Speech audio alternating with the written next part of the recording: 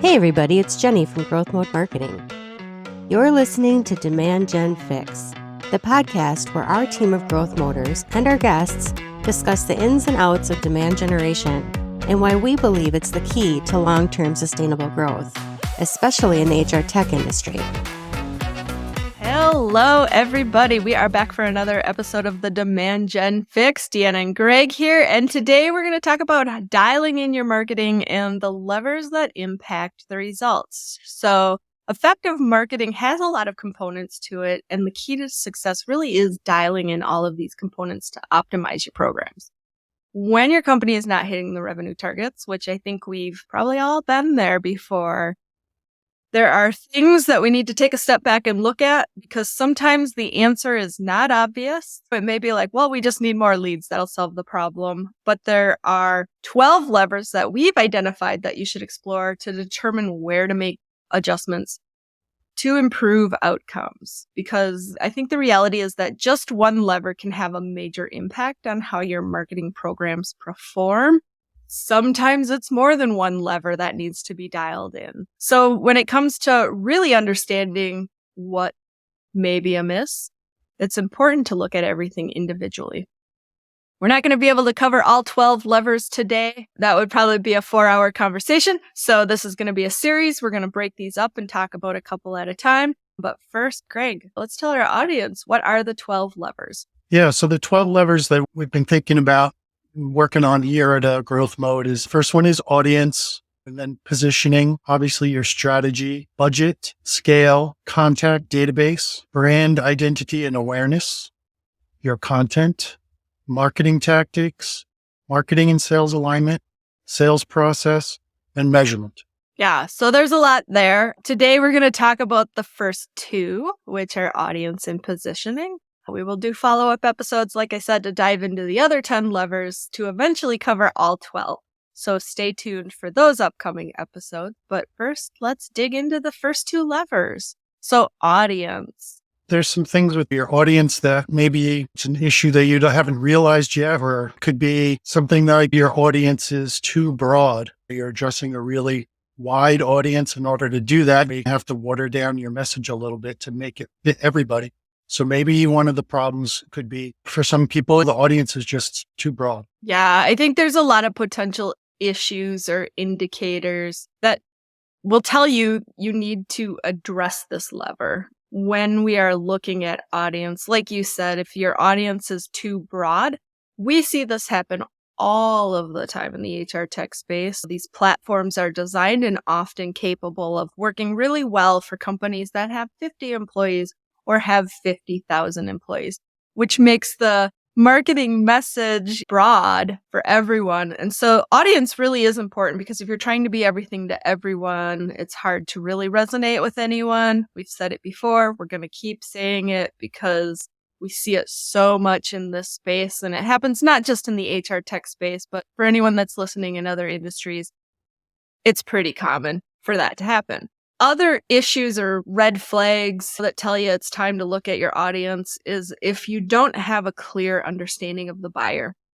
And I would actually say most organizations, most marketers, if you're going to talk to them, will say, oh yeah, we totally get our buyer. But sometimes I think internal perceptions misalign with buyer perceptions. It shocks me how many people we talk to, leaders and marketers and companies, who they don't actually go out and talk to the market directly. They're listening to sales calls and customer service calls, and they're going out to conferences and things like that and having those conversations. But there's no intentional, let's go out from a marketing perspective to really understand our audience. Some organizations do really well at that, but there's a lot of organizations that don't. And you can't assume that those internal perceptions of your audience are what your audience is thinking. You've got to at least go out there and validate it. And sometimes you're going to find out that it's different. Yeah. And I think that's always evolving too, right? Like technology changes so fast and the buyers want different things because things are changing fast and they have to do different things in their business. So your ideal customer profile and your buyer personas could be out of date. It doesn't take long to have those things get out of date. It could be 2 years, and all of a sudden this new technology is here. We won't say those two letters because everybody's sick and tired of hearing them. But, like, everybody changes everything, right? So like people have different ideas than they did 2 years ago. Yeah. Well, I'm not afraid to say the letters, Greg. I know you're talking about AI. That has certainly had an impact in the HR tech market, and that's changed the way buyers are thinking about solutions too, right? It's not just the vendors that are going out there and talking about it. Buyers are looking at it. And even if you look at the state of managing a workforce over the last 4 years, like COVID came into play. Well, that certainly changed the way that teams were looking at the solutions they needed and how they were managing their workforce. And then you had the Great Resignation. Well, that certainly changed it. And then you had quiet quitting. Like all of these terms and phrases that get thrown out in HR, it's for a reason, right? It's because the needs of the workforce are constantly evolving, which means the needs of the buyers out there are constantly evolving. With one of the things with ideal customer profiles and buyer personas that I think can happen a lot of times at organizations, when they do them, they do all this great work and then they set those documents aside and they collect dust. You really need to be looking at those often. They're supposed to be driving your marketing and helping you focus, and you need to keep them up to date. So you really do need to dust them off more than once every 5 to 10 years. You really do need to look at them on a regular basis and continue to keep an ear to the market to understand like what is changing. And another thing when it comes to buyer personas that I've seen is when your buyer persona only reflects the view of current client. Where I see that as a challenge is I've personally, when I worked on the corporate side and in the agency, have done a lot of interviews with customers and with people out in the market. And what tends to happen if you're only talking to individuals that are current customers, they're going to give you a different perspective than if you went out into the market and talked to somebody who has the problem but doesn't know your solution, hasn't worked directly with it. Because the current clients, they're going to talk about their experience and their problems based on what they've experienced working with your organization. So it's going to be very tilted and influenced on what they think you want to hear, what their experience has been. And that's still really valuable feedback. But if you're trying to understand your audience, you've got to understand how the person is thinking about it who hasn't used your solution yet, because you have to convince them to use your solution. So I think that's something that can be a potential issue or an indicator that you need to look at your audience and dial that lever in. Yeah, absolutely. And that kind of ties into with if you have a new audience, and it doesn't make sense what I just said, but it kind of does, right? If it's a new audience that you're trying to go after, right? A new target audience in a new area or a new type of business that you're going after, you need to go back and do that research that we were just talking about so that you can't just say, we're going to go after this new type of business or we're going to go after this new audience without doing that homework to get there, right? So that you have buyer personas and for that new audience. I totally agree with you, Greg. Yet we see it happen all the time. I mean, we've worked with companies where against our better advice, they just run with it, right? Where they're like, you know what? We are currently working with organizations in the construction industry, and that's going well. You know what? Now I think let's go after the automotive vertical. And they just go out and they're like, we're going to start selling to them. They don't have any background in that vertical. They haven't gone out and talked to any individuals in the market and kind of conducted that research. They're just making assumptions. Maybe they did some research online to learn about that audience, but they're missing an opportunity to really truly understand that audience. If that's happening, you need to dial in that lever to optimize your marketing result. Otherwise you're spending time and effort and money on something and it's not really a fully baked idea. Yeah. The question then becomes, okay, what do you need to do or work on if any of these potential issues or indicators are present? You have to go back to the strategy kind of things that we were talking about, the voice of your customer research, the voice of the market research, not necessarily your customers, but from the market, segmentation research, look at your ideal customer profile, revise it if it hasn't been touched in a while. Same with the buyer personas. Yep, you absolutely do. And just in case anyone's wondering, yes, there is a difference between ideal customer profiles and buyer personas. Ideal customer profiles are about the ideal type of companies and the characteristics of those companies that you're going after.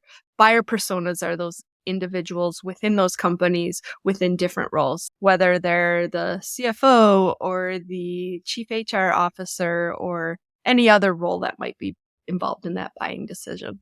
So the other thing we wanted to talk about today was the positioning on some potential issues or indicators in that area as well. We've seen a lot of times where companies will have a product and they give it this creative name and they try to almost create a new category for themselves.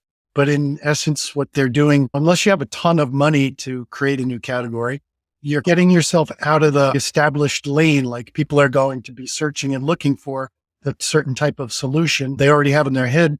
And if you're positioning it so differently that they can't find it, they don't know what it is by the name of it, that's a problem. And I think this is a problem in the HR tech space because we do see it quite often. Like we'll compare competitors, for example, and they'll call themselves different types of platforms. And it's like, that's interesting. You all actually do the same thing. You're the same type of technology. And at the end of the day, it may not be how the prospects are thinking about the problem and what they're going out on Google and searching for. When you're not defining your product in an established category, you do either need to create that new category. And like Greg said, it's really expensive because now you have to educate everyone that there's a new category that exists and here's why it's different and better than the other options out there. And that's not going to be cheap. Or you have to really think about what category that exists that people in this space know about and that they're going to search on, do we actually fit into? And that can be tricky because as you're creating a platform, a lot of times that have a lot of different capabilities, you start to be in different product categories, right? Like, how do you merge 3 product categories together? The answer is probably not inventing a new category unless you have the budget to do that. Another potential issue is a lack of a clear value proposition. And what we mean by this is when someone comes to your website, if they can't tell within 5 seconds what it is you actually do, you've got a problem. It's got to be really easy, straightforward, and clear to people what is the problem they have, your solution, and how it solves it to create that outcome that they're going for. If you think about it, right, like people that go to your homepage or your website, probably not your customers, right? Your customers, if they go to your homepage, they're just going there to find the button that says log in, right? Or they're going there to contact us so that they can answer a question or something like that. So the people that are going to be going to your homepage are most likely prospects that are starting to do some homework. And if they go there and they can't even figure out what the heck you're doing, then they're going to leave, right? They're not going to keep digging down and digging down and digging down to try and say, what do these people do? It's like, I don't even know what you do. Bye. And I don't think anyone's going to say, yeah, it's not clear what we do when you look at our website. But I could tell you, I look at HR tech company websites, different ones all the time. And sometimes I am looking at it and I am reading the information. I'm like, I'm pretty well versed in this space. And it's not totally clear to me what you do. I can ascertain based on like some of the things you're saying, but nowhere on the site can I find like a clear, straightforward description of this is what you do. And when that happens, that's where you lack a clear value proposition, at least in what you're putting out there publicly on your storefront. Another thing we see is different people telling, or different parts of the business telling the story differently or talking about the product differently. And that creates confusion for the prospect or the buyer, obviously. If they're hearing it differently from marketing or from the salesperson or from product, it's like all those things need to be aligned. That helps to build the trust and credibility too. If there's continuity, right? Like if that continuity is broken, then you start to go, what's up with this? Something's not quite right here. Yeah, when companies are doing this well from a positioning standpoint, everyone in the company, regardless of their role, knows how to tell the same story. And a lot of times that requires training everyone, having tools available to help them understand. Because a lot of times what happens in organizations, not intentionally, but it's very common, is for people to come in and they get trained differently, or maybe there's no formal messaging around it and stuff starts to sound different. Maybe on social media, it's said this way. And then I talk to a sales rep and they say it this way. And then I talk to customer service and they say it differently. And everybody is just interpreting how to talk about it versus having that consistent elevator pitch across whatever touch point you have with an organization. Some other issues with positioning that should raise flags that you need to dig in and dial that lever in is if your positioning was never clearly defined or it's not intentional. This happens a lot of times at organizations. We see it where a startup happens, the founder, the original employees, they come up with messaging on the spot, and they've never actually done a formal message positioning exercise where it's documented. It just kind of evolves over time. And sometimes when that happens, what happens is because it wasn't like super intentional, clearly defined messaging, it gets a little kludgy, especially as it continues to evolve. And what ultimately happens is the positioning is not resonating in the market. Like if you feel like, hey, we're having trouble getting traction in the market, positioning is one of the first places I would look to understand, like, do people jive with this? How are they reacting to it? Are we on the right path, or do we need to do some additional refinement to really make this stand out more to prospects? Especially in that example you just used, Deanna, we helped a client with positioning product or positioning their company at the same time they were developing the product. So we were doing all of these interviews and all of this analysis. And in the meanwhile, they were changing the product. So when it got closer to the end, it was like, hey, this doesn't really make sense. But it made sense when the whole thing started. But then as it got closer to the end, it was like, hold on, we changed the product and that doesn't really align with this positioning or persona that we were originally started with. It's always changing. So you have to keep on top of it or else it isn't going to be resonating. Every company evolves, offerings change, value propositions change. So messaging is also one of those things that you should never set it and forget it, because you have to make sure that that messaging evolves with your product evolving as well. And also to address the current challenges within the market, which are always evolving. So it should also be a living, breathing document. By no means am I saying your positioning should change every month. You've got to put a flag in the sand and stick with it and give it time to see if it resonates. But at least once a year, like evaluating it and saying, okay, are all these factors still true? Are we hearing from the audience? Because we went and we did our market research and talked directly to people in the market and our clients. Does this still align, or do we need to evolve it a bit and keep massaging? If you have any of these potential issues or indicators that you need to address your positioning, some of the things that you can work on, your brand story, your message positioning, and your unique point of view are all things from a positioning standpoint that are important to make sure that you get that right. And I have seen organizations where they have really smart marketing programs that are not resonating in the market. And throwing more budget at it won't fix it. Running more marketing programs won't fix it, because there's a foundational issue, and that's your positioning. So I think it's really important to look at those things and make sure that they're in a really good spot, because that very well could be part of the challenge that you're having if you're not hitting your revenue targets. There's a lot of levers to dial in when it comes to marketing. We talked about 12 of them, and we went into little detail on 2 of them today.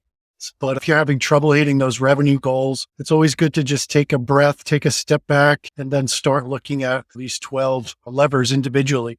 Try to figure out where you can make some adjustments and tune them in so that you can get some better results. Yeah. And so, as Greg said, there were 12 levers. We went through 2 today. So tune in again to future episodes, and we will continue to talk about the 12 levers to look at. Thanks for joining us on the Demand Gen Fix, a podcast for HR tech workers, brought to you by GrowthMode Marketing. We sure hope you enjoyed it. Don't forget to subscribe for more perspectives on demand generation and B2B marketing strategies. Plus, give us a like. Tell your friends. We'll see you next time.